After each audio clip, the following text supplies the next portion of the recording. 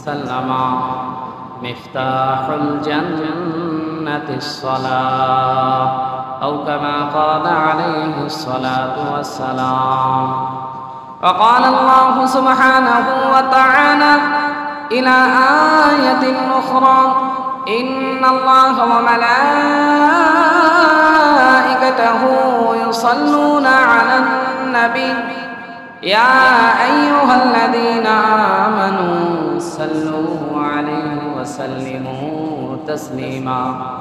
اللهم صل على محمد وعلى آل محمد كما صليت على إبراهيم وعلى آل إبراهيم إنك حميد مجيد.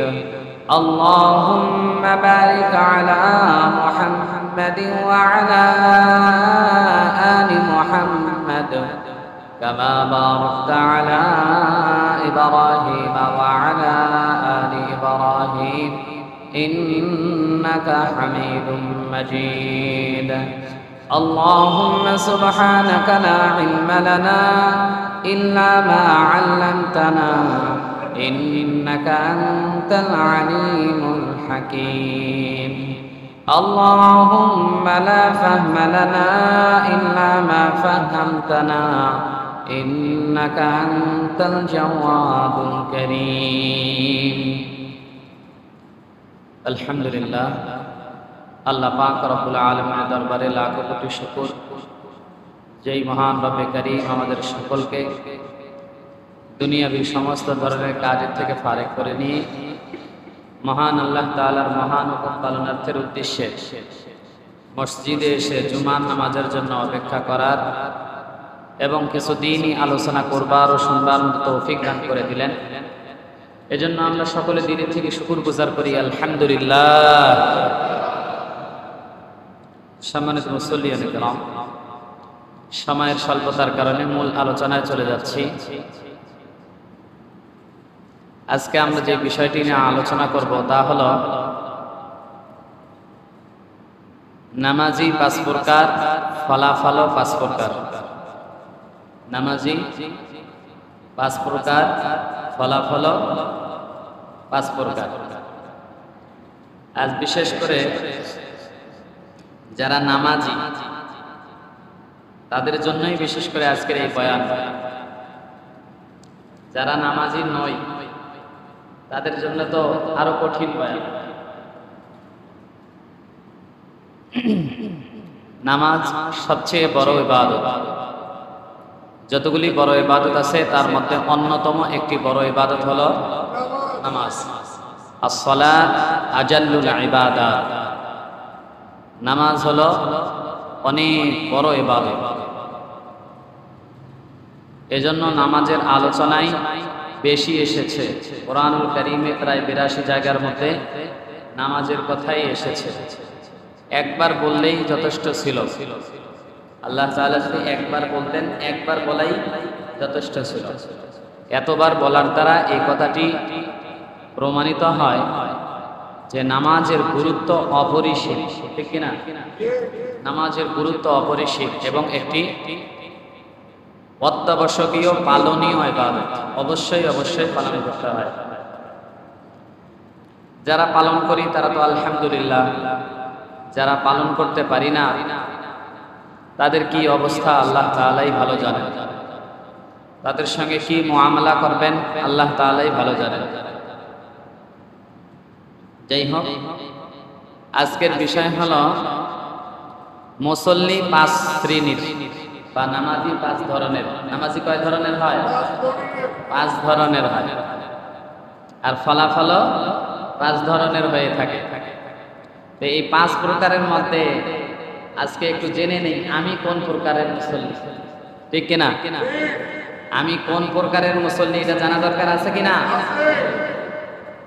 জানার পরে আমার সিরিয়াল আগানো দরকার নাকি আগেরটাই রাখা দরকার নাকি আরো নিচে যাওয়া দরকার সেটাও তো জানা দরকার। হ্যাঁ, আমি কোন প্রকারের মুসল্লি এটা তো জানা দরকার। আজকে আমরা জানবো ইনশাআল্লাহ। আল্লাহ রাসূল সাল্লাল্লাহু আলাইহি সাল্লাম জানিয়ে দিয়েছেন যে নামাজ এত বড় একটি ইবাদত কিয়ামতের দিন সবচেয়ে যে বিষয়টাকে গুরুত্ব দেওয়া হবে বান্দার আমলের দিক থেকে সেটা হলো নামাজ। এজন্য আল্লাহ রাসূল বলেন যে কিয়ামতের দিন সর্বপ্রথম নামাজের হিসাব হবে। কিসের হিসাব হবে ভাই? সর্বপ্রথম আমলের মধ্যে বান্দার কোনটা জিজ্ঞাসাবাদ করা হবে? কি সম্পর্কে? নামাজ সম্পর্কে। আল্লাহ রাসূল বলেন আউয়ালু মা ইউহাসাবু বিহিল আবদু ইয়াউমাল কিয়ামাতিস সালাহ। কিয়ামতের দিন সর্বপ্রথম যেই আমল সম্পর্কে জিজ্ঞাসা করা হবে সেটা হলো নামাজ। অন্য এক হাদিসের মধ্যে এসেছে যে যার নামাজ ঠিক থাকবে তার বাকি আমলগুলো ঠিক বলে গণ্য হবে। সুবহানাল্লাহ বলবেন না? যে নামাজে ধরা খাবে সে বাকি আমলগুলোতেও ধরা খাবে। তাহলে নামাজটা ঠিক রাখা দরকার আছে কিনা? নামাজটা ঠিক রাখা দরকার আছে। প্রত্যেকটা মুসল্লির জন্যই জরুরি হলো তার নামাজকে ঠিক রাখা, সুন্দর করা, ঠিক কিনা? নামাজ সর্বপ্রথম যেহেতু হিসাব হবে এজন্য বান্দাকে খুবই গুরুত্ব সহকারে 5 ওয়াক্ত নামাজ আদায় করা জরুরি। আল্লাহ রাসূল অন্য হাদিসের মধ্যে ইরশাদ করেছেন, আল্লাহ রাসূল সাল্লাল্লাহু আলাইহি ওয়াসাল্লাম বলেন মিফতাহুল জান্নাতিস সালাহ, নামাজ হলো বেহেশতের চাবি। বলুন না সুবহানাল্লাহ। নামাজ কিসের চাবি? বেহেশতের চাবি হলো নামাজ। বেহেশতকে যদি কেউ খুলতে চায় তাহলে তার চাবির প্রয়োজন রয়েছে, সেই চাবিটা হলো নামাজ। যার নামাজ ঠিক থাকবে সে এই নামাজকে ব্যবহার করে জান্নাতে যাইতে পারবে। তো নামাজ যেহেতু বেহেশতের চাবি, সুতরাং জানা দরকার কোন নামাজ বেহেশতের চাবি, তাই না? কোন নামাজ বেহেশতের চাবি সেটা তো জানা দরকার আছে। আল্লাহ তাআলা ইরশাদ করেন কোরআনুল কারীমের মধ্যে, ইন্নাস সালাতা তানহা আনিল ফাহশাই ওয়াল মুনকার, নিশ্চয়ই নামাজ মানুষকে অশ্লীলতা, বেহায়াপনার কাজ থেকে, অনর্থক কাজ থেকে রক্ষা করে। নিশ্চয়ই নামাজ মানুষকে অশ্লীলতা এবং বেহায়াপনা, খারাপ কাজ থেকে কি করে? রক্ষা করে। কিন্তু দুঃখজনক হলেও সত্য কথা, নামাজি নামাজ পড়ি তারপরেও দেখা যায় নামাজি সুদ খায়। নামাজি নামাজ পড়ে তারপরেও ঘুষ নেয়, ঘুষ দেয়। নামাজি নামাজ পড়ে তারপরেও দেখা যায় অন্যের আল কেটে নিজের জমিন বানায়। জোরে চিল্লায় বলেন ঠিক না? নামাজি নামাজ পড়ে তারপরেও দেখা যায় নামাজি গান বাদ্য ছাড়তে পারে না। নামাজি নামাজ পড়ে তারপরেও দেখা যায় তান ছাড়তে পারে না, ঠিক না? এটা আবার কোন নামাজি? যেই নামাজিকে তার নামাজ গুনাহের কাজের থেকে বিরত রাখতে পারে না, এটা কোন নামাজ? জানা দরকার আছে কিনা? এজন্যই বলা হয়েছে যে নামাজি হলো 5 প্রকার। কয় প্রকার? নামাজি হলো 5 প্রকার, আর ফলাফল যেমন কর্ম তেমন, যেমন কর্ম তেমন ফল। দেখি আজকে আমি কোন প্রকারের মধ্যে। 1 নম্বর হলো সলাতুল মুআকাদ, মানে হলো শাস্তির নামাজ। এটা আবার কেমন নামাজ? শাস্তির নামাজ। দ্বিতীয়ত হলো সলাতুল জাজার, ধমকির নামাজ। তৃতীয়ত হলো সলাতুল মাগফিরিন, ক্ষমাপ্রাপ্ত নামাজ। চতুর্থ নম্বর হলো সলাতুল আউলিয়া বা সলাতুস সাওয়াব, সওয়াবের নামাজ বা ওলি আউলিয়াদের নামাজ। পঞ্চম হলো সলাতুল আম্বিয়া অথবা সলাতুল মুকারিব, নৈকট্য লাভের নামাজ। এই 5 প্রকার নামাজ, এর ফলাফল হলো 5 প্রকার। 1 নম্বর সলাতুল মুআকাব, মানে হলো শাস্তির নামাজ। নামাজি নামাজ পড়ে তারপরেও সে জাহান্নামে যাবে, তারপরেও সে শাস্তি পাবে। নাউজুবিল্লাহ বলবেন না? নামাজি নামাজ পড়ে তারপরেও সে জাহান্নামে যাবে, শাস্তি পাবে। এটা আবার কেমন নামাজ? মুহাক্কিক উলামায়ে কেরামগণ বলেন এটা হলো ওই নামাজ যারা সেরে এরে নামাজ পড়ে। কিভাবে ভাই? সেরে এরে নামাজ পড়ে। ঈদের নামাজ পড়ে, জুমার নামাজ পড়ে না। জুমার নামাজ পড়ে, 5 ওয়াক্ত নামাজ পড়ে না। 4 ওয়াক্ত নামাজ পড়ে, ফজরে অ্যাটেন্ড করে না, ঠিক কিনা? এই ধরনের মুসল্লি যারা আছে এই ধরনের যারা মুসল্লি আছে, ছেড়ে এরে নামাজ পড়ে, 5 ওয়াক্ত নামাজ পড়ে না, 4 ওয়াক্ত পড়ে, 4 ওয়াক্ত পড়ে না, 3 ওয়াক্ত পড়ে, অথবা জুমার নামাজে শুধু হাজির হয় কিন্তু বাকি সপ্তাহের 7 দিনের নামাজ আর খুঁজে পাওয়া যায় না, এরকম মুসল্লি আছে কিনা? মুহাক্কিক উলামায়ে কেরামগণ বলেন এটা হলো এক প্রকারের নামাজি, এটা হলো 1 নম্বর প্রকারের নামাজি। এটা হলো সালাতুল মুআকাব, শাস্তির নামাজ। এই নামাজি ছেড়ে এরে নামাজ পড়ে, যেটা পড়ে সেটা তো বেঁচে যায়, কিন্তু যেটা পড়ে না এটার জন্য সে শাস্তি পাবে, এটার জন্য কিয়ামতের দিন সে লাঞ্ছিত হবে। বলুন নাউযুবিল্লাহ। তাহলে যারা নামাজ পড়ি, ছেড়ে এরে পড়ি, তাদের নামাজ পড়ার পরেও তাদেরকে শাস্তি পাইতে হবে। যেটা পড়েছি সেটার জন্য বেঁচে যাবে, কিন্তু যেটা পড়লো না এটার কারণে জাহান্নামী বা এটার কারণে শাস্তি পাইতে হবে, ঠিক কিনা? 1 নম্বর। 2 নম্বর হলো সালাতুল ফজর, ধমকির নামাজ বা কিয়ামতের দিন শাস্তি পাবে। এটা কোন নামাজি? এটা হলো ওই নামাজি যে 5 ওয়াক্ত নামাজই সময় মতন আদায় করে। 5 ওয়াক্ত নামাজ সময় মতনই আদায় করে, 5 ওয়াক্ত নামাজই পড়ে। তবে কথা হলো নামাজের ভিতরে মন থাকে না। নামাজের ভিতরে কি থাকে না? মন থাকে না। মন কেড়ে নিয়ে যায়। কে নিয়ে যায়? শয়তান নিয়ে যায়। কে নিয়ে যায়? শয়তান নিয়ে যায়। তাহলে নামাজি 5 ওয়াক্ত নামাজ পড়ে কিন্তু তার মাঝে কেনা, এটাই তোমার অপরাধ। মনটা কেন তোমার বাহিরে ছিল এটাই অপরাধ। এর কারণেই ওই মুসল্লি নামাজ পড়ে ঠিক কিন্তু গুনাহ ছাড়তে পারে। এই মুসল্লি নামাজ পড়ে ঠিক কিন্তু সুদ ঘুষ খাওয়া হয়। এই নামাজ পড়ে যদি কোনো মুসল্লি নামাজ পড়ার পরেও সে যদি সুদ ঘুষ খায়, এখন থেকেও কোনো মুসল্লি নামাজ পড়ার পরেও যদি চায়ের দোকানে, এই মুসল্লির নামাজ আসলে মূলত এর নামাজে মন ছিল না, এর নামাজকে গুনাহের কাছ থেকে এখনো ফিরাইতে পারে নাই, এই মুসল্লি হইতে পারে নাই। চলে চিল্লায় বলেন ঠিক কিনা? এটাই প্রমাণ বহন করে। তুমি যে এখনো মুসল্লি হতে পারো নাই, তোমার নামাজ যে বিশুদ্ধ হচ্ছে না, তোমার নামাজ যে তোমাকে গুনাহ থেকে বিরত করতে পারতেছে না, তোমার নামাজ যে তোমাকে রক্ষা করতে পারবে না, এটাই আলামত বহন করে যে তুমি এখন পর্যন্ত সুদ ঘুষ খাও, ঠিক কিনা? তাহলে এর দ্বারা বোঝা যায় 2 নম্বর মুসল্লির ক্যাটাগরিতে যারা আছি, নামাজও পড়ি, গুনাহও করি, গুনাহ ছাড়তে পারি না। আল্লাহ বলে নামাজি নামাজ পড়লে নামাজ তারে গুনাহ থেকে বিরত রাখে। আর আমি এমন মুসল্লি, নামাজ পড়ি কিন্তু গুনাহ থেকে বিরত থাকি না, তাহলে আমি কোন প্রকারের মুসল্লি? চিন্তা করা দরকার আছে কিনা? তাহলে এই ক্যাটাগরিতে এই 2 শ্রেণীর মধ্যে যারা আছি তারা শাস্তিপ্রাপ্ত মুসল্লি। 3 নম্বর সালাতুল মাগফুরিন, ক্ষমাপ্রাপ্ত নামাজির নামাজ। ক্ষমাপ্রাপ্ত নামাজির নামাজ এটা কোন নামাজ? মুহাক্কিক উলামায়ে কেরামগণ বলেন যেই মুসল্লি পাক্কা সাচ্চা মুসল্লি 5 ওয়াক্ত নামাজই পড়ে, মসজিদে আসে, আসার পরে তার নামাজের মধ্যে মনটা থাকে, আবার শয়তান হামলা দিয়ে তার মনটাকে নিয়ে যায়, আবার সেই মনটাকে ফিরায় আনে, আবার শয়তান নিয়ে যায়, আবার মনটাকে ফিরায় আনে, আবার শয়তান নিয়ে যায়, আবার মনটাকে ফিরায় আনে।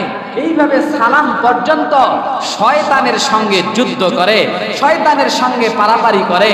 শয়তান মন নিয়ে যায়, সে মন ফিরায় নেয়, শয়তান মন নিয়ে যায়, সে মন ফিরায় নেয়। এভাবে করতে করতেই নামাজ শেষ হয়ে যায়। মুহাক্কিক উলামায়ে কেরামগণ বলেন এটা হলো নামাজ মাগফিরাতের নামাজ। এই নামাজ মুসল্লির জীবনের গুনাহ মাফ করে দেয়। কি কারণে মাফ করে দেয়? কারণ হলো শয়তানের সাথে যুদ্ধ করে। শয়তানের সঙ্গে কি করে? নামাজে মন থাকে না, চলে যায়, আবার নিয়ে আসে।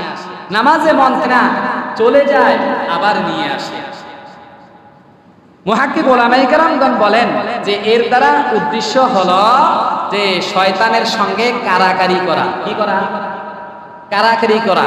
আচ্ছা, কারাকারি করা কি এটাকে বলে যে আপনার কাছ থেকে কেউ কোনো জিনিস নিয়ে গেল আর আপনি নিয়ে আসলেন, বাস হয়ে গেল, এটা কি কারাকারি বলে?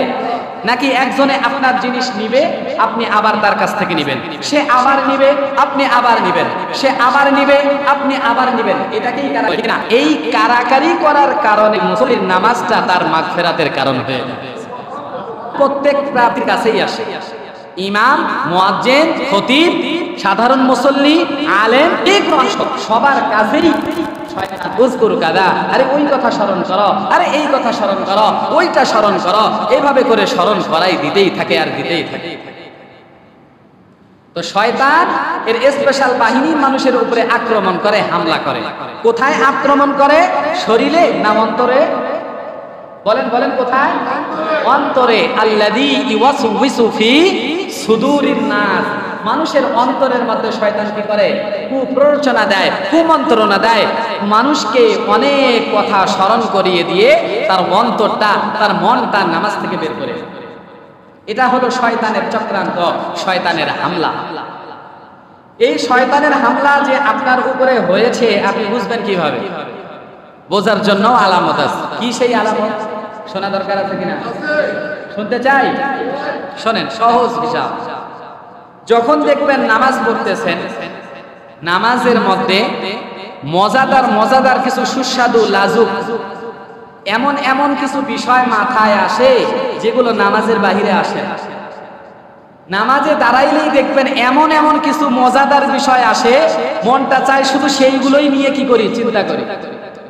আর নামাজে দাঁড়াইলেই বুঝতে পারবেন যে শয়তান আপনাকে আক্রমণ করছে কিনা। এর জন্য সহজ পন্থা হলো, দেখবেন সংসারের এত কথা নামাজের বাহিরে চিন্তায় আসে না, নামাজে দাঁড়াইলেই সংসারের কথা বেশি মনে পড়ে, ঠিক কিনা? সংসারের কথা বেশি মনে পড়ে নামাজে দাঁড়াইলেই। দেখবেন এমন এমন কথা, মজাদার মজাদার কথা আর বেশি বেশি করে কথা সংসারের, দেখবেন নামাজে দাঁড়াইলেই বেশি স্মরণে আসে, ঠিক কিনা? তো এরকম যখন আসবে তখন বুঝবেন যে শয়তান আপনার উপরে আক্রমণ করেছে, শয়তানের স্পেশাল বাহিনী আপনার উপরে আক্রমণ করেছে। এখন কি করতে হবে? এখন শয়তানের সঙ্গে এই মন নিয়ে কারাকারি খেলতে হবে। কি করতে হবে? বলেন বলেন না। শয়তানের সঙ্গে মন নিয়ে কি করতে হবে? কারাকারি করতে হবে, কারাকারি করতে হবে। সে মনটাকে নিয়ে খেতে নিয়ে যাবে, ক্ষেত থেকে আবার ফিরায়া নামাজে নিয়ে আসতে হবে। সেই মনটাকে নিয়ে ব্যবসা বাণিজ্যে লাগাই দেবে, আবার সেখান থেকে মনটাকে নিয়ে নামাজে নিয়ে আসতে হবে। এই যে কারাকারি খেলা, নামাজ শেষ হবার আগ পর্যন্ত এই খেলা করলেই নামাজি নামাজের গুনাহ থেকে মাফ। কেন? নামাজি চেষ্টা করেছিল তার মনকে ধরে রাখার জন্য। এই চেষ্টা করার কারণে আল্লাহ তাআলা মাগফিরাত দান করেন।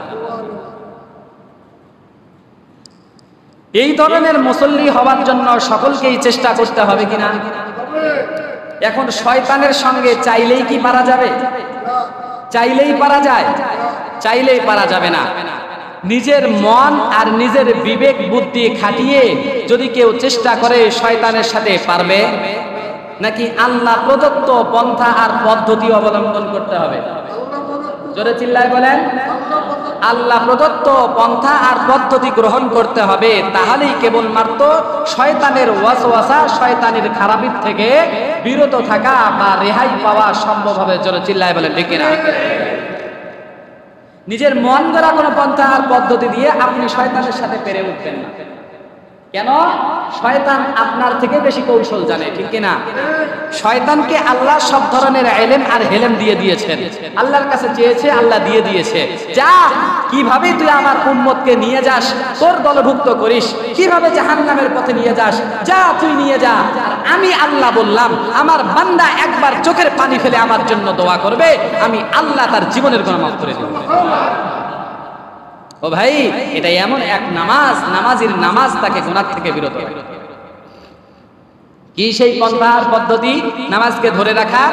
আল্লাহ রাসূল সাল্লাল্লাহু আলাইহি ওয়াসাল্লামকে হযরত জিবরিল আমিন আলাইহিস সালাতু ওয়াস সালাম মানুষ রূপ নিয়ে আল্লাহ রাসূলের দরবারে আসলেন। মুসলিম শরীফের হাদিস। এসে আল্লাহ রাসূল সাল্লাল্লাহু আলাইহি ওয়াসাল্লামকে জিজ্ঞাসা করলেন, ইয়া রাসূলুল্লাহ, নির্ভেজাল ইবাদত কোনটা? নির্ভেজাল ইবাদত কোনটি? আল্লাহর রাসূল বলেন আনতা আবুদাল্লাহা কাআন্নাকা তারাহু ফাইন লাম তাকুন তারাহু ফাইন্নাহু ইয়ারাক। আল্লাহ রাসূল সাল্লাল্লাহু আলাইহি সাল্লাম বলেন তুমি এমন ভাবে আল্লাহর ইবাদত করো যেন তুমি আল্লাহ তাআলারে দেখতেছো। যদি তুমি আল্লাহ তাআলারে দেখতে না পারো তাহলে মনে করো আল্লাহ তোমারে দেখতেছেন। সুবহানাল্লাহ। তার মানে হলো আল্লাহরে তুমি দেখতে পাও, এর দ্বারা উদ্দেশ্য আল্লাহরে দেখলে তুমি যেইভাবে ইবাদত করতা না দেখার পরেও মনে করো তুমি আল্লাহরে দেখতেছো, সেইভাবে ইবাদত। তাহলে তুমি কিভাবে ইবাদত করবা? আল্লাহ রাসূল বলেন যে তুমি মনে করো আল্লাহ তোমার সামনে, সুতরাং তুমি এই চিন্তা করো যে আল্লাহ যেহেতু আমার সামনে, আমার মন কোথায়, আমার নামাজ কোথায়, আমার মন কে নিয়ে গেল আর কোথায় রাখা দরকার। এখন তুমি চিন্তা করো আমার মন যদি অন্য কোথায় যায় তাহলে আমার নামাজকেও আল্লাহ দেখেন, আমার মন কোথায় চলে গেছে সেটাও আল্লাহ দেখেন, ঠিক কিনা? তাহলে তুমি এমন ভাবে ইবাদত করো আল্লাহ তোমারে দেখতেছেন। যদি এই এতটুকু তুমি না পারো তাহলে তুমি এমন মনে করো যে আল্লাহ তোমারে দেখতেছেন। বলুন না সুবহানাল্লাহ। ফাইন লাম তাকুন তারা ফাইন্নাহু ইয়ারাক। যদি তুমি আল্লাহরে না দেখতে পারো তো এতটুকু মনে করো আল্লাহ কিন্তু তোমারে দেখতেছে। তোমার মনটা কোথায় সেটাও কিন্তু আল্লাহ দেখতেছেন। তুমি নামাজে দাঁড়িয়েছো কোন মুসাল্লায় এটাও কিন্তু আল্লাহ তোমারে দেখতেছেন, ঠিক কিনা? যখন কোন মুসল্লি এইভাবে নামাজ পড়বে, যখন কোন মুসল্লি এইভাবে পন্থা আর পদ্ধতি অবলম্বন করবে যে আমার আল্লাহ কিন্তু আমারে দেখতেছে, আমার মনটা কিন্তু কোথায় চলে যাচ্ছে সেটাও আল্লাহ দেখতেছে, তখন সেই মুসল্লি শয়তানের সঙ্গে মোকাবেলা করতে পারবে, যুদ্ধ করতে পারবে, কারাকারি করতে পারবে। তখন তার জন্য মন চলে গেলেও বারবার চিন্তা করবে আল্লাহ কিন্তু আমারে দেখতেছে, আমার মনটারে ফিরায় আনা দরকার, ঠিক কিনা? এই পন্থা আর পদ্ধতি অবলম্বন করতে হবে। অন্য এক হাদিসের মধ্যে এসেছে মানুষ চিন্তা করবে যে আমি যে পড়তেছি, যা পড়তেছি, কি পড়তেছি নামাজে আলহামদুলিল্লাহি রাব্বিল আলামিন যখন বান্দা বলে তখন আল্লাহ বলেন হামিদানি আব্দি, আমার বান্দা আমার প্রশংসা করল। সুবহানাল্লাহ।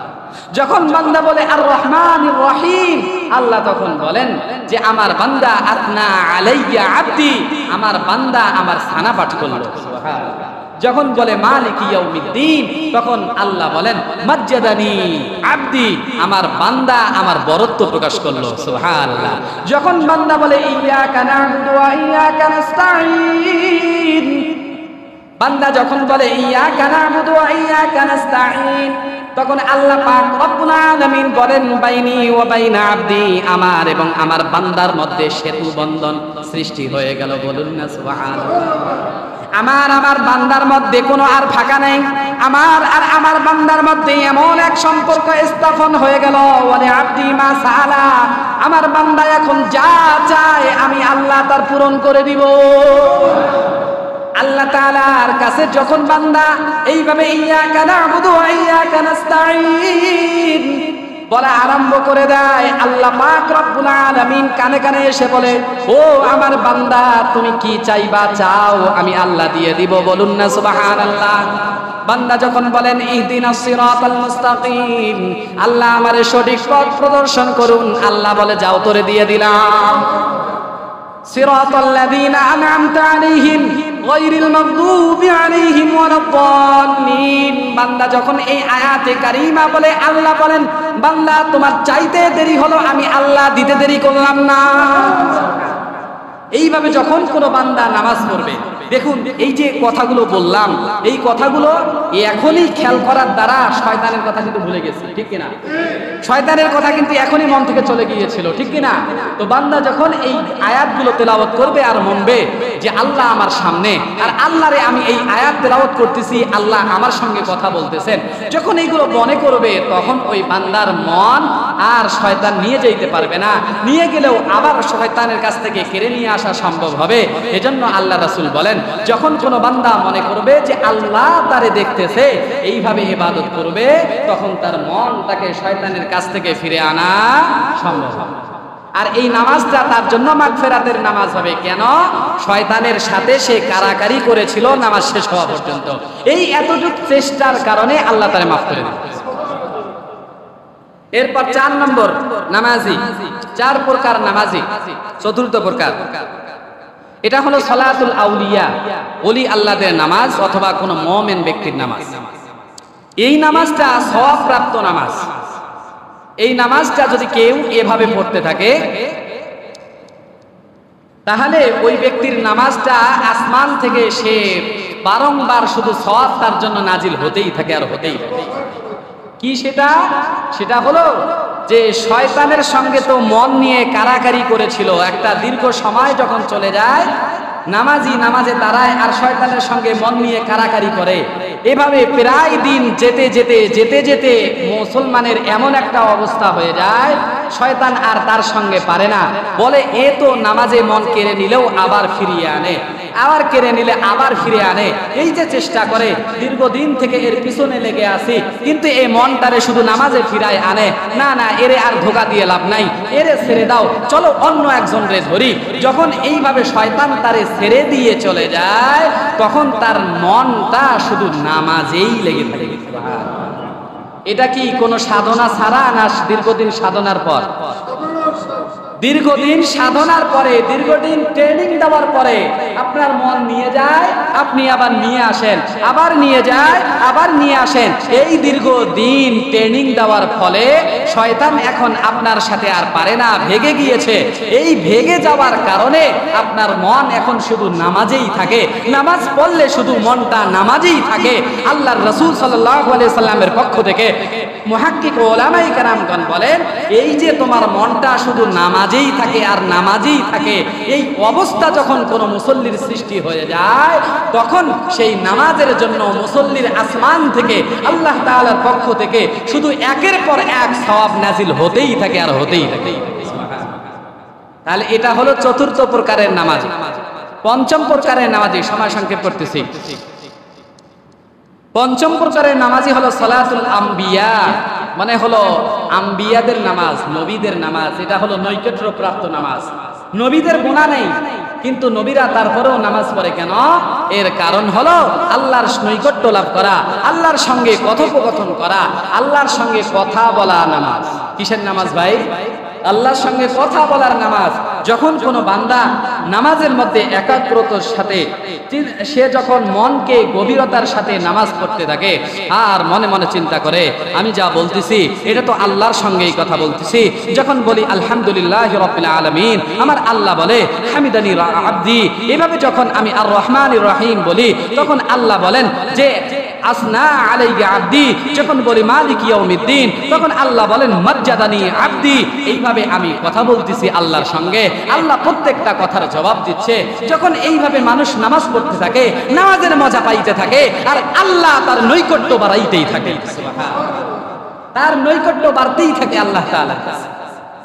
তো যাই হোক, নামাজিকে নামাজ অশ্লীলতা ব্যয়াপনা থেকে ছাড়াইতে পারে না। এটা কোন নামাজি? এটা হলো প্রথম আর দ্বিতীয় প্রকারের নামাজি, ঠিক কিনা?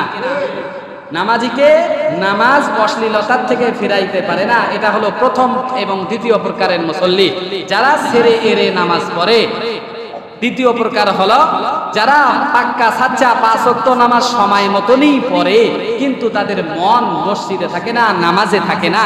এই ধরনের মুসল্লি এরা শাস্তিপ্রাপ্ত।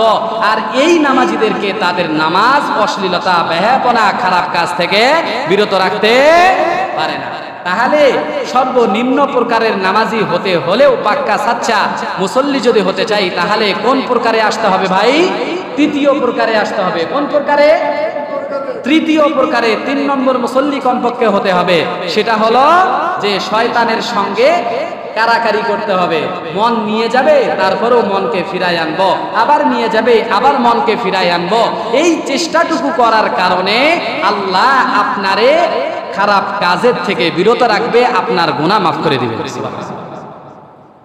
তাহলে এই ধরনের মুসল্লি কিভাবে গুনাহ থেকে বিরত থাকে? আল্লাহ বলেন ইন্না সলাতা তানহা আনিল ফাহশাই ওয়াল মুনকার। নামাজিকে তার নামাজ অশ্লীল কাজ থেকে বিরত রাখে। এটা কিভাবে হয়? এটা এইভাবে হয় দীর্ঘদিন ট্রেনিং দেওয়ার পরে। যখন মুসল্লি নামাজ পড়তে থাকে মনটারে বারে বারে কেড়ে আনে শয়তানের কাছ থেকে, আর বলতে থাকে না না আমার আল্লাহ তো আমারে দেখতেছে, আমি কোথায়, আমার নামাজ কোথায়, আমার মন কোথায়। যখন এইভাবে মনে করতে থাকে তখন মুসল্লি যদি বাজারেও যায়, বাজারে যাওয়ার পরে হোটেলে বসলেও তখন চিন্তা করে আমি কোথায়, আমার আল্লাহ কোথায়, আমার চোখ কোথায়, ঠিক কিনা? আমি কোথায়, আমার ব্যবসা কোথায়, আমার ধোঁকা দেওয়ার জায়গা কোথায়? আরে আমারে তো আল্লাহ সব জায়গায় দেখে, আমারে নামাজে দাঁড়াইলে দেখে, আমারে